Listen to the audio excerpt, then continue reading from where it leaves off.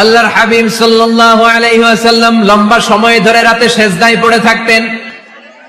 আল্লাহর হাবিব সাল্লাল্লাহু আলাইহি ওয়াসাল্লামের সাহাবারা সব সময় লম্বা লম্বা রুকু দিতেন, লম্বা লম্বা সেজদা দিতেন। কিন্তু আমরা রুকুর মধ্যে তাড়াহুড়ো করি, সেজদা দিতে যে তাড়াহুড়ো করি, এরকম আছে না নাই? নিমসার এলাকায় এরকম কেউ নাই আলহামদুলিল্লাহ। আপনারা তাড়াহুড়ো করেন? করবেন না আমার ভাইয়েরা। There is no rushing in salah. সালাতে তাড়াহুড়ো নেই। There is no hastiness in salah. সালাতে কোনো তাড়াহুড়ো নেই। সল্লু সালাতান মুআদ্দিআ, এমন ভাবে নামাজে দাঁড়াবেন মনে করবেন এটাই হতে পারে আমার জীবনের শেষ নামাজ, ঠিক কি না? Perform the salah as if this is your last and final prayer.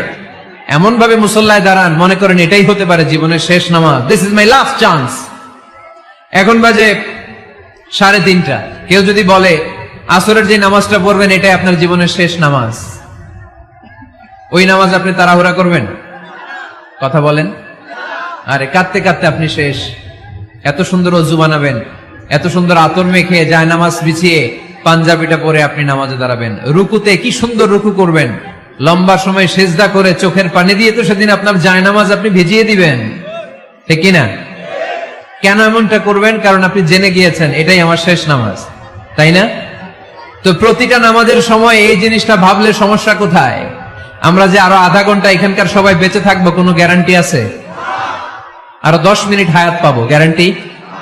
5 minute, 2 minute, শ্বাস যেটা নিলাম